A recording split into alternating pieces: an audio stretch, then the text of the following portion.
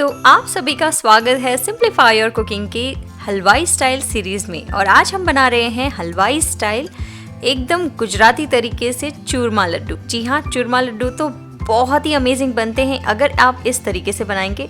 इसका तरीका थोड़ा सा अलग है, इसके इंग्रेडिएंट्स अलग है, लेकिन रेसिपी A1 है। चलिए स्टार्ट करते हैं। हेलो गाइस, मैं हूँ आपकी होस्ट एंड दोस्त मनीषा और आप देख रहे हैं सिंप्लीफाई योर कुकिंग। आज की रेसिपी क्या है वो आप सबको पता ही है, तो चलिए देर नहीं करते हैं, जल्दी से स्टार्ट करते हैं।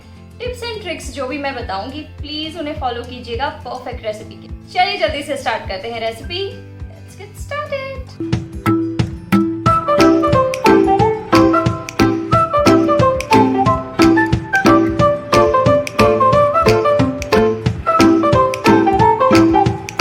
तो आप सभी के इतने प्यारे रिस्पांस और इतने प्यारे प्यारे कमेंट्स के लिए थैंक यू सो मच, जो मुझे हमेशा मोटिवेटेड रखते हैं अमेजिंग रेसिपीज बनाने के लिए।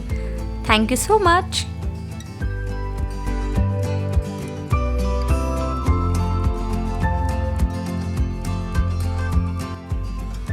तो आज की हमारी जो चूरमा की रेसिपी है उसकी शुरुआत होती है 1/4 कप के करीब बेसन से।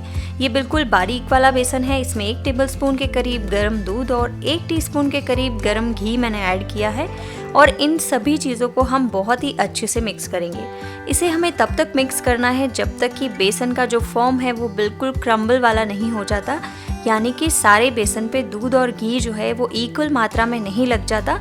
तब तक आपको इसे अच्छे से मिक्स करना है। और आप इसे मिक्स कर लीजिए और देख लीजिए इसका जो फॉर्म है वो क्रम्बली होना चाहिए। और उसके बाद में हम इसे छानेंगे।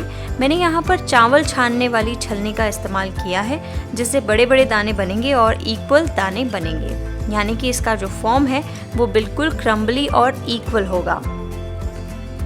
ये देखिए यहाँ पर, तो आप देख सकते हैं इसका फॉर्म ऐसा ही है। और अधिकतर गुजरात में जब भी मोहन थाल की रेसिपी बनाई जाती है तो उसमें बारीक बेसन को ये प्रोसेस करने के बाद में यूज़ किया जाता है।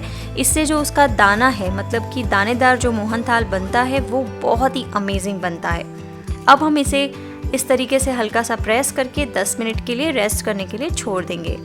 10 मिनट ये रेस्ट हो रहा है, तब तक हम इसकी आगे की प्रोसेस करते हैं। यहाँ पर मैंने 1 कप के करीब गेहूं का आटा लिया है। ये वही बारीक वाला आटा है जिससे हम चपाती बनाते हैं। आप देख सकते हैं यहाँ पर बिल्कुल भी मोटा वाला आटा नहीं है। तो ट्रेडिशनली अगर देखा जाए तो चूरमा में मोटा आटा इस्तेमाल होता है। अगर आपके पास मोटा वाला आटा है तो आप वो ले सकते हैं, अगर नहीं है तो मेरी तरह आप 1/8 कप इसके अंदर सूजी का इस्तेमाल कर लीजिए। यहाँ पर मैंने सूजी और आटे को मिक्स कर लिया है और उसमें मैंने ऐड किया है घी। अब घी की यहाँ पर मैं कोई प्रॉपर मात्रा यहाँ पर आपको नहीं बताना चाहती हूँ, क्योंकि घी हमें इतना ऐड करना है जिससे कि इसका जो बाइंडिंग है वो बहुत ही अच्छे से हो जाए। आप देख सकते हैं इसका बाइंडिंग इस स्टेज पे बहुत ही अच्छे से हो गया है और लगभग यहाँ पर 2 से 3 टेबलस्पून के करीब घी का इस्तेमाल किया है। अब मैं यहाँ पर इसका आटा लगाऊंगी और नॉर्मल पानी से हमें इसका आटा गूंदना है। इसका आटा जितना सख्त आप गूंद सकते हैं उतना सख्त हमें रखना होगा। तो आप ध्यान रखिएगा कि थोड़ा थोड़ा पानी इस्तेमाल करके हम इसका आटा लगाएंगे। तो आप यहाँ पर देख सकते हैं इसका आटा एकदम सख्त, एकदम टाइट डो रेडी हुआ है। और ये देखिए, मैं आपको यहाँ पर दिखा रही हूँ कि इसका आटा कितना टाइट होना चाहिए। जितना टाइट अच्छे से होगा आटा उतना ही, यानी कि उसमें पानी की मात्रा कम होगी। पानी की मात्रा अगर कम होगी तो आपके जो लड्डू हैं उसकी शेल्फ लाइफ बढ़ जाती है और साथ ही साथ उसे पीसने में आसानी होती है। अब हम यहाँ पर इसके इक्वल पोर्शन बना के इस तरीके से इसे फ्लैट शेप दे देंगे। और ये देखिए कितना मोटा रखा है मैंने, इसे इतना ही मोटा रखना है और इसे एकदम फ्लैट करना है। और सभी जो हमारे डो के पोर्शन हैं उन सभी को हम इस तरीके से फ्लैट कर लेंगे। अब यहाँ पर हमारा डो रेडी हो चुका है। अब हम करेंगे इसे फ्राई। इसे फ्राई करने के लिए हम यहाँ पर घी का इस्तेमाल कर रहे हैं। यहाँ पर घी आप जितनी आपकी बड़ी कढ़ाई है उसके हिसाब से आप घी को इसमें ऐड कर दीजिए। उसके बाद हम घी को मीडियम टू लो फ्लेम पे रखेंगे और चेक करेंगे कि ये अच्छे से गर्म हुआ है या नहीं।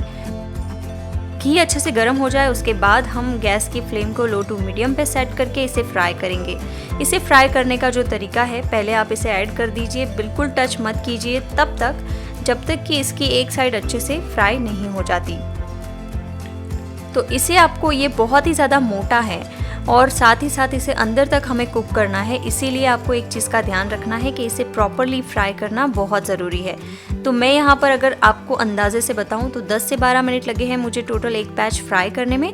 या फिर अगर आप चेक करना चाहें तो जो बबल्स आपको दिख रहे थे पहले, वो बबल्स ऑलमोस्ट गायब नहीं हो जाते, तब तक आपको इसे फ्राई करना होगा। तो आप देख सकते हैं एकदम गोल्डन ब्राउन हो गए हैं ऊपर से, और आप इसमें सूजी के दाने भी देख सकते हैं। तो इसी तरीके का टेक्सचर हमें लाना है और बाकी सारे जो डो के पोर्शंस हैं हम फ्राई कर लेंगे। अब यहाँ पर जो घी है उसमें से मैंने थोड़ा सा घी हटा लिया था और लगभग 3 टेबलस्पून के करीब घी रखा है मैंने, और उसमें हम जो क्रम्बल किया हुआ बेसन है उसे ऐड कर देंगे और इसे हमें अब बहुत ही अच्छे से रोस्ट करना है। बिल्कुल वैसे ही जैसे हम मोहन थाल में रोस्ट करते हैं वैसा ही हमें यहाँ पर बेसन को रोस्ट करना है। अब आपको पता कैसे चलेगा कि बेसन रोस्ट हुआ है या नहीं, क्योंकि हमने बिल्कुल कच्चा बेसन इस्तेमाल किया था, इसीलिए इसका प्रॉपरली रोस्ट होना बहुत ही ज़्यादा ज़रूरी है। तो आप देख सकते हैं कि स्टेज वाइज इसके बबल्स जो हैं कम होते जा रहे हैं, तो बिल्कुल उसी तरीके से इसमें बबल्स बिल्कुल गायब नहीं हो जाते, तब तक हमें इसे रोस्ट करना है घी के साथ। और आप इसका कलर भी देख सकते हैं। अब इस स्टेज पे हम गैस की फ्लेम को बंद कर देते हैं और इसे ठंडा होने तक ऐसे ही छोड़ देते हैं।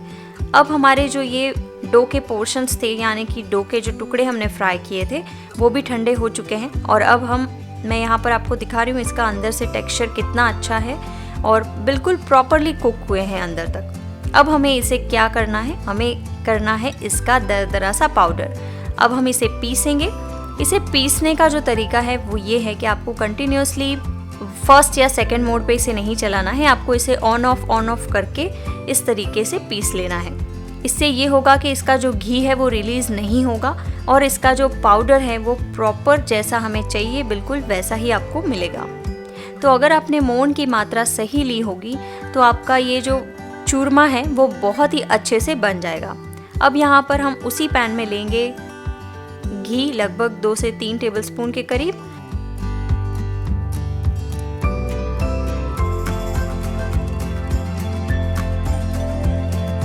इसमें मैंने यहाँ पर आधा कप के करीब लिया है देसी गुड़। आप गुड़ कोई भी ले सकते हैं, किसी भी क्वालिटी का ले सकते हैं। मुझे ये देसी गुड़ का टेस्ट बहुत ज़्यादा पसंद है, इसीलिए मैं ये यूज़ कर रही हूँ।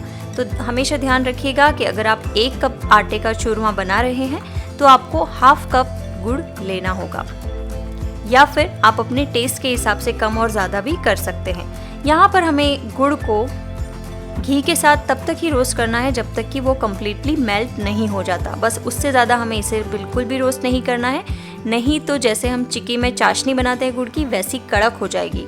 तो इस चीज़ का ध्यान रखिएगा। और इसे हम हल्का गर्म होगा तभी हम इसको चूरमा के अंदर ऐड कर देंगे। साथ ही साथ हमने जो रोस्ट करके बेसन को साइड में रखा था, वो दानेदार बेसन भी हम इस स्टेज पे इसमें ऐड कर देंगे। यहाँ पर मैंने लगभग 3 से 4 टेबलस्पून के करीब बादाम को काट के रखा था, वो भी हम यहाँ पर ऐड कर देते हैं। और इसके साथ इलायची पाउडर लिया है मैंने 1/4 टीस्पून के करीब, वो भी हम यहाँ पर इसमें ऐड कर देते हैं। और यहाँ पर हम इन सभी चीज़ों को बहुत ही अच्छे से मिक्स करेंगे। तो हाथों की मदद से इसे अच्छे से मिक्स कर लीजिए। गुड़ गर्म है और इसी वजह से इसका जो बाइंडिंग है वो प्रॉपरली आएगा।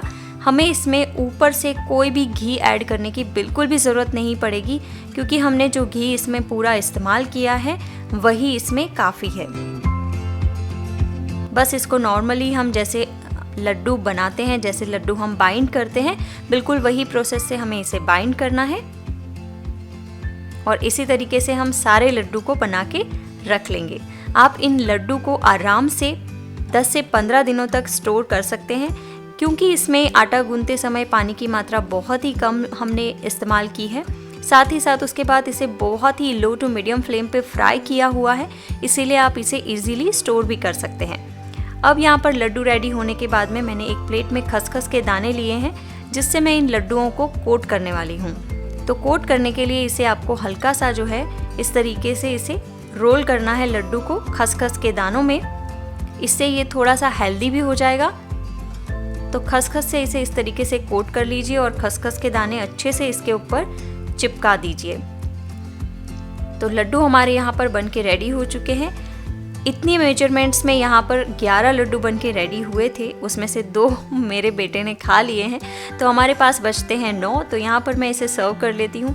तो बहुत ही अमेजिंग टेस्ट आता है इसका, और गुड़ से बने हुए हैं, और साथ ही साथ हमने इसमें आटा और थोड़ा सा बेसन का भी इस्तेमाल किया है। आप इससे जो हेल्थ बेनिफिट्स होने वाले हैं उसका तो अंदाज़ा लगा ही सकते हैं। तो एक बार ज़रूर से बनाइएगा ये अमेजिंग रेसिपी, देखिएगा कि इसका टेस्ट कितना अच्छा आता है। चलिए मैं मिलती हूँ आपसे नेक्स्ट यानी कि कमिंग ट्यूसडे को एक और अमेजिंग रेसिपी के साथ। तब तक के लिए अपना बहुत ख्याल रखिए। Bye bye.